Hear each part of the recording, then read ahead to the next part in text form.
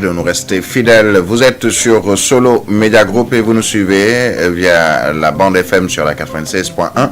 Vous nous suivez également sur la 90.7, mais restez scotchés sur la 96.1 et sachez également que nous sommes sur YouTube, Solo Media Group, Africa 7, l'RL TV et également sur l'ensemble des fréquences dans les différentes régions du Sénégal, à Toubambaké, à Ziguinchor, à Saint-Louis, à Kaolack, un peu partout vous nous suivez. Devant ce micro, Birahim Touré en compagnie de Mohamed Thiam et Baba Aïdara, mais aussi de Al-Amin Senghor pour vous présenter d'abord la première partie de votre matinale sur Solo Media Group, une première partie qui est dédiée à la une des quotidiens qui nous sont parvenus ce matin. Nous sommes le 17 février de l'an 2026. Al-Amin Senghor, bienvenue, bonjour. Merci, bonjour à vous, Birahim Touré, bonjour à toutes et à tous. C'est immense plaisir encore une fois et bon mardi. Alors, bon mardi à toi également, avec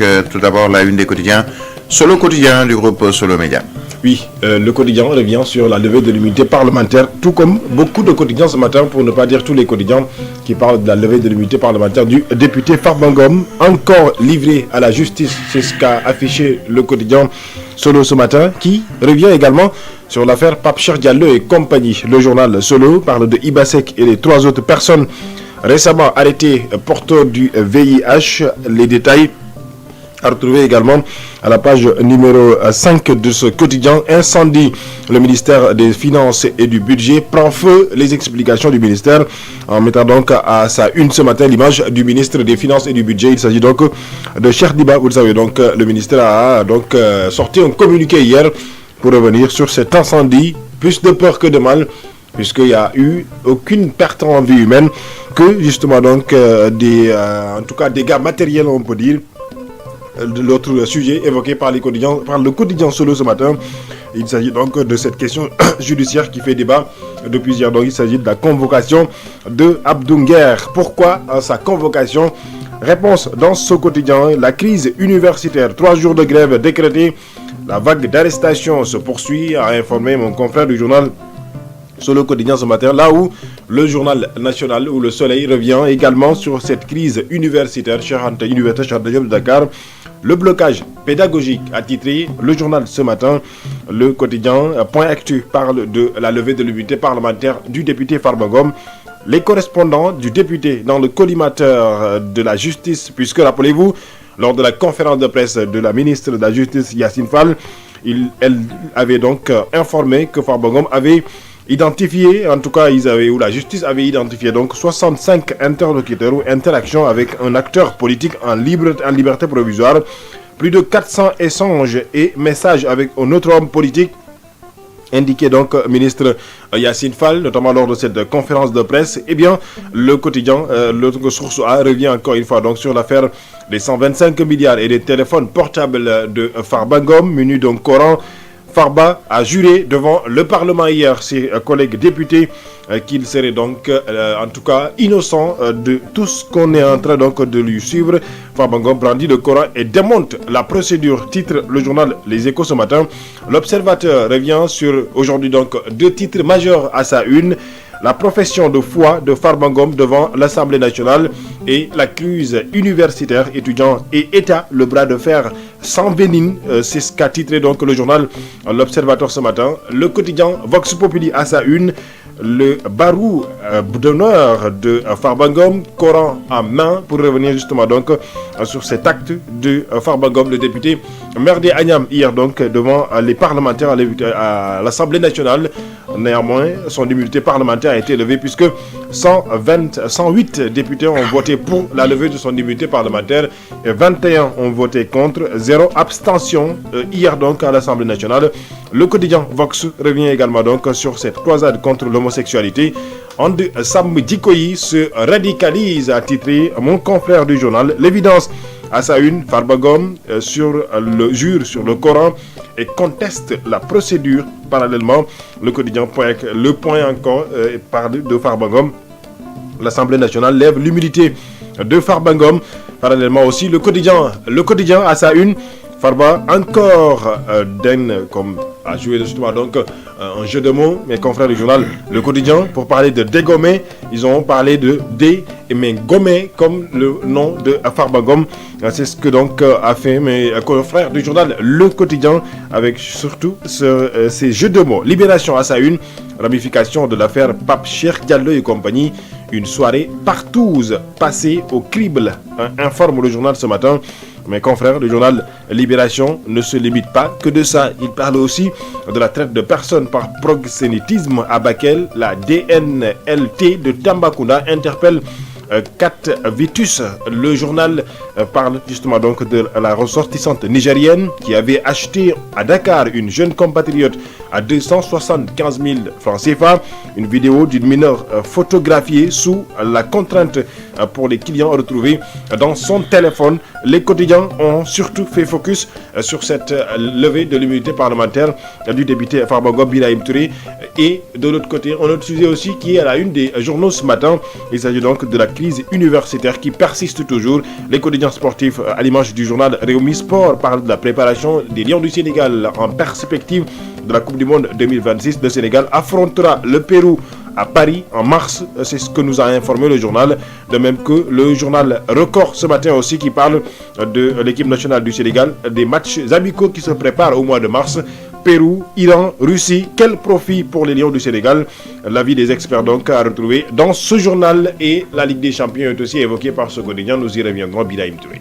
Voilà, donc avant de revenir sur le cas Farba Ngom, il y a ces 3 jours off, comme le rappelle le quotidien dakarois, puisque le collectif des amicales de l'université Cheikh Anta Diop a décidé de durcir le ton. Les rejoignent pratiquement toutes les autres universités du Sénégal. Et hier, un communiqué nous est parvenu dans lequel ce ne sont pas seulement les universités, mais les écoles publiques comme les écoles privées qui ont été invitées, notamment les gouvernements scolaires, à observer ces 3 jours à compter de ce jour. Donc on peut le dire sur le plan pédagogique, en plus de cette grève, cette situation qui perdure à l'université Cheikh Anta Diop de Dakar et les autres universités, l'enseignement moyen, secondaire et même supérieur est dans d'énormes difficultés depuis cette affaire de bourse et la mort aussi de l'étudiant Abdoulaye Ba, et 3 membres des amicales de l'université qui sont encore en détention. Exactement, je pense que c'est d'ailleurs 5, puisque hier, il faut le dire, il y a eu encore une fois un jeune homme qui a été arrêté, en tout cas... Le 4e, voilà. Oui, donc je pense que 5e, voilà, puisque bien avant hier, le dimanche soir, après la conférence de presse du maire national, il y a eu un jeune du nom de Papou qui a été arrêté, et hier aussi, il y a eu un autre jeune homme qui a été arrêté. Je reviendrai certainement donc sur son nom. Mais je pense que la crise persiste, Birahim Touré. La crise perdure encore une fois, et ça commence d'ailleurs à influer dans le secteur de l'éducation nationale. Puisque hier, j'ai eu à m'entretenir avec El Hadj Malick Youm du G7. Mais dans ses propos, encore une fois, malgré qu'il y a eu des grèves bien avant justement cette crise universitaire, mais dans ses propos, vous entendez, en tout cas, il a d'ailleurs soulevé cette crise universitaire qui impacte, parce que quand même, quoi qu'il en soit, il s'agit encore une fois donc de la jeunesse sénégalaise qui, en un moment donné, il faut le rappeler, dans le programme du président Bassirou Diomaye Diakhar Faye, faisait partie le capital humain, ou en tout cas fait partie le capital humain. Et pour qu'il y ait un capital humain, il faut de la formation. Et pour qu'il y ait de la formation, naturellement, il faut qu'il y ait justement donc cette accalmie, cette, en tout cas, dirait-on, en tout cas, cette paix dans l'éducation nationale, mais encore une fois donc dans l'enseignement supérieur.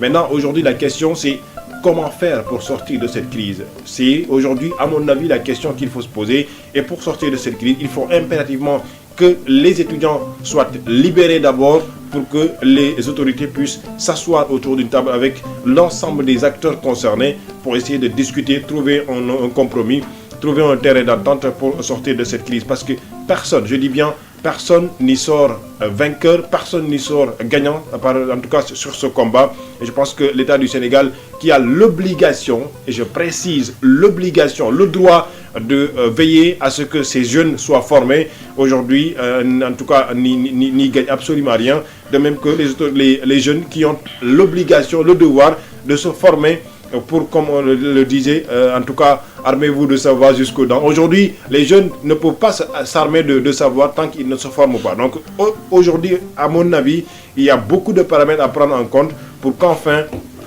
en tout cas, qu'on puisse sortir de ce dénouement et pour qu'on puisse effectivement revenir à la normale. C'est que les enfants qui sont dans le moyen secondaire retrouvent leur classe et que les universités retrouvent leur classe. Oui, alors l'autre sujet très rapidement, c'est l'affaire Farba Ngom avec cette histoire de portable.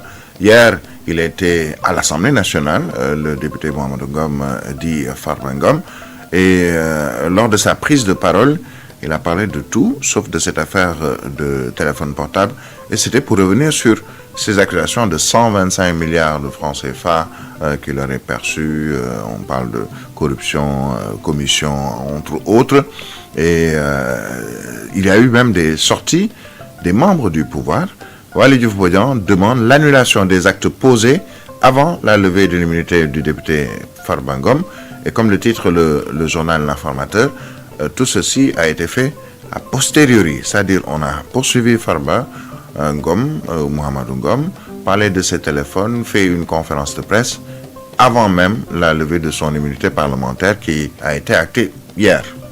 Oui, je pense que, Birahim, il faut se rappeler en 2021, le président du parti PASTEF, Ousmane Sonko, actuel Premier ministre du Sénégal, la justice avait besoin de lui, alors qu'il était député à l'Assemblée nationale. Quel a été l'acte qui a été posé? Je n'irai pas parce que selon lui, à cette époque, il y aurait une violation de la loi. Notamment, justement, puisqu'il était député, il fallait d'abord passer à l'Assemblée nationale, lever son immunité parlementaire avant de faire n'importe quel acte que ce soit dans le cadre judiciaire. On était tous d'accord sur ce point.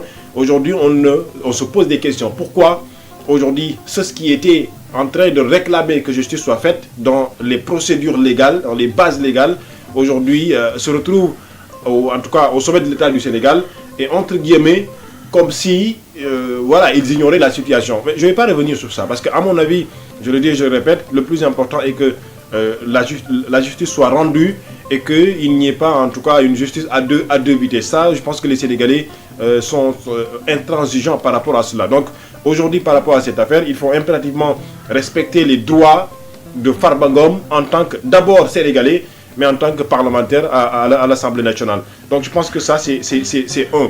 L'autre chose, à mon avis, c'est que aujourd'hui, la levée de l'immunité parlementaire de Farba Ngom a été levée. Il s'agissait d'abord de 125 milliards. On se pose les questions aujourd'hui, même si c'est toujours pendant dans la justice. Aujourd'hui, on se pose les questions, cette affaire, ces accusations, où en sommes-nous? Parce que les Sénégalais avaient entendu beaucoup de bruit par rapport à cela. On verra la suite par rapport justement à cela. Son immunité parlementaire a été levée. Il a été livré à la justice, on verra. On verra donc, on en parlera au cours de ce journal que je m'en vais vous présenter, mais également dans la troisième partie de votre matinale. Ce sera l'actu commenté en Wolof. Tout de suite, le journal en français que je m'en vais vous présenter.